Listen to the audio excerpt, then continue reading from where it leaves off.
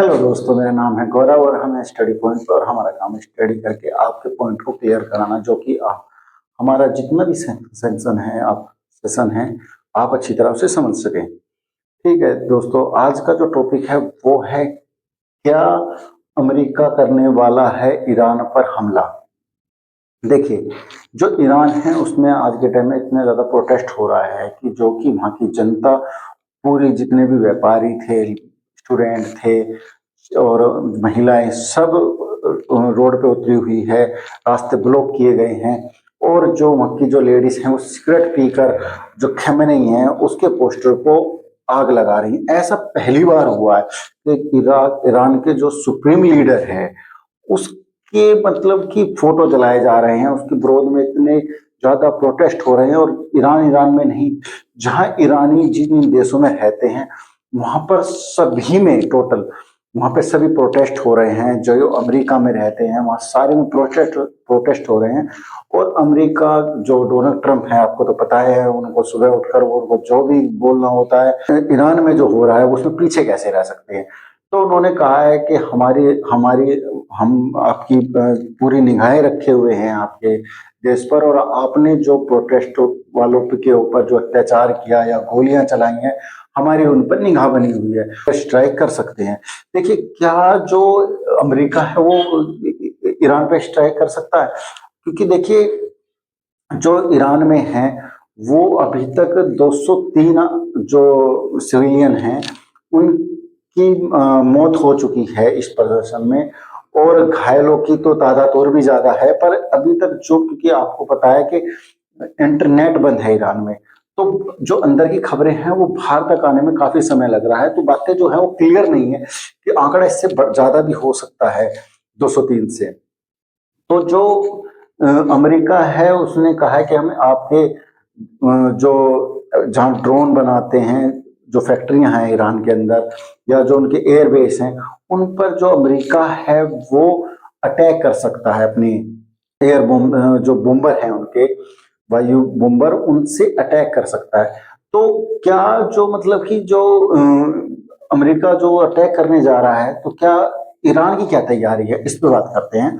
तो ईरान ने अपनी जो सेना है उनको खुली छूट दे दी है कि उन्होंने कहा है कि पूरी तैयारी से रहिए, और उन्होंने जो अपनी फौजें हैं वो बॉर्डर पे और जो मिसाइल हैं वो एक्टिवेट कर दी हैं। और कहा है कि जो अमेरिका ने ईरान के ऊपर एयर स्ट्राइक करी तो इसके गंभीर परिणाम होंगे। देखिए, जो ईरान है उसके पास ऐसी मिसाइलें नहीं है कि वो ईरान से लेके अमेरिका तक अपनी मिसाइल मार सके। उनकी इतनी लंबा, इतनी दूरी की मिसाइल जो ईरान पर है वो नहीं है। पर ईरान क्या कर सकता है, जो मिडिल ईस्ट में जितने भी उसके एयरबेस हैं अमेरिका के, उन पर हमला कर सकता है और इसराइल पर हमला कर सकता है। तो ये काम कर सकता है। पर जो अमेरिका है उस, तो जब इराक उस पे इसराइल तक हमला कर सकता है, तो फिर इसराइल की भी क्या तैयारी है? तो इसराइल ने भी बोल दिया है कि वो भी अपने एयर डिफेंस को बॉर्डर पर ले जाकर एक्टिवेट कर दिए हैं, और पूरी तैयारी से, क्योंकि उसे भी पता है कि जब अमेरिका ईरान पर हमला करेगा तो ईरान की जो मिसाइल हैं ड्रोन हैं, वो इसराइल को पर भी आएंगी।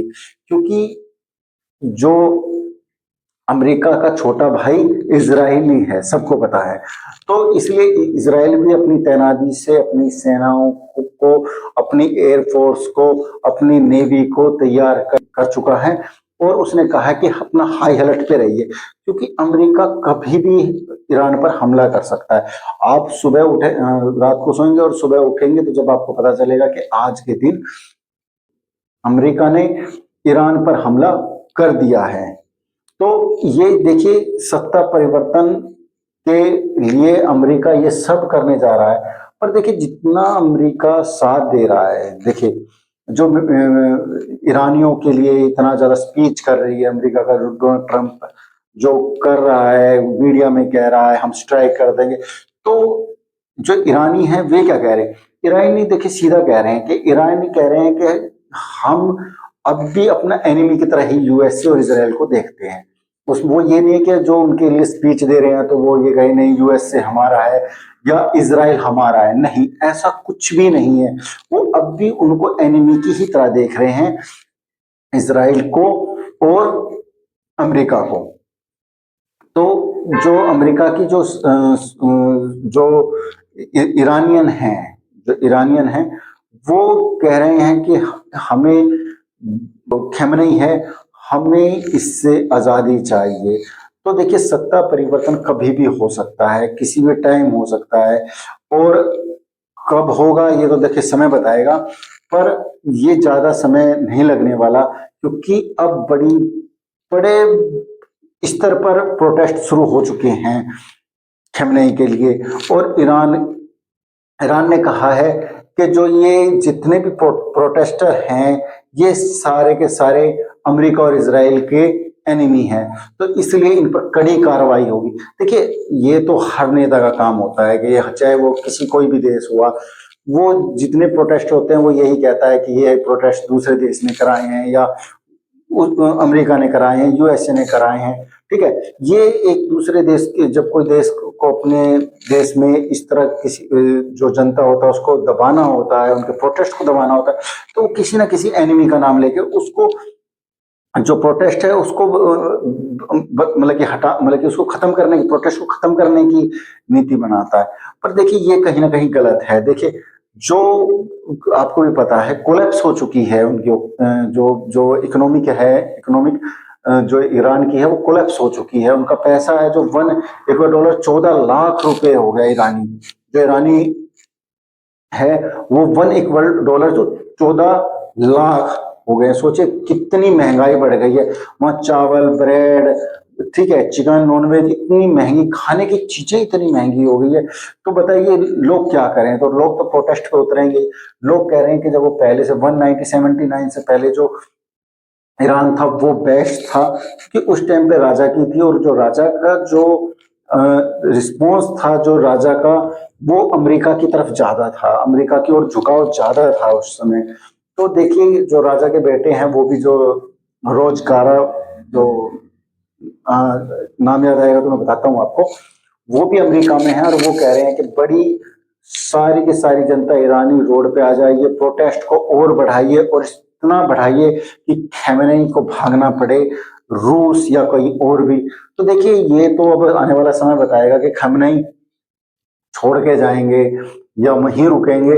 पर इतना तो हमें ध्यान रखना चाहिए कि देश में जब महंगाई बढ़ेगी तो जो प्रोटेस्ट होते हैं वो बढ़ते हैं, और इन प्रोटेस्ट को दबाने के लिए ना कि जनता को सेना द्वारा दबाएं, उसको जनता की जो मांगे हैं उनको सुने, जो स्टूडेंट है उनकी मांगे सुने, जो लेडीज है उनकी मांगे सुने, और उन मांगों को जो सही है उनको पूरा करें, और इस प्रोटेस्ट को जल्दी से जल्दी दबाना चाहिए, क्योंकि इसमें दिन पे दिन लोग मरते जा रहे हैं।